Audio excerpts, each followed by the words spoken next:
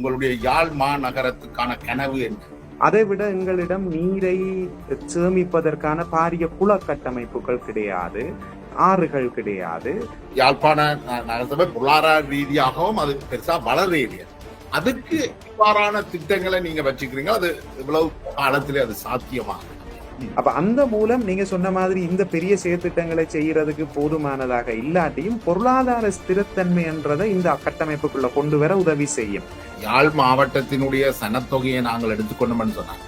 1980 ஆண்டுகள்ல எடுத்த கணக்கெடுப்பின்படி யாழ்ப்பாணத்தினுடைய சனத்தொகை 2 மில்லியனாக இப்ப இருந்திருக்கும். ஏனென்றால் என்பிபி அரசாங்கம் உள்ளூராட்சியில வறுமை இருந்தால் தான் கண்ணை மூடிக்கொண்டு கொடுப்பேன் என்றதுக்கு பின்னால இருக்கிற அடுத்த கருத்து என்னென்றால், தாங்கள் வெற்றி பெறாத உள்ளூராட்சி பிரிவுகளுக்கு மத்திய அரசு நிதி வழங்காது என்ற ஒரு பிரச்சாரம் கொண்டு அண்மையில போய்கொண்டிருக்கு. இன்றைக்கு இருக்கிற பிரச்சனைகளை கட்டுப்படுத்துறதுக்கு நாங்க திட்டம் போடலாம், சட்டம் போடலாம், இப்படி காலம் முழுக்க செய்ய முடியாது. இந்த மாநகர சபை உங்களோட காலகட்டத்துல நீங்கள் சொன்ன இந்த விஷயங்களை நடைமுறைப்படுத்தலையா?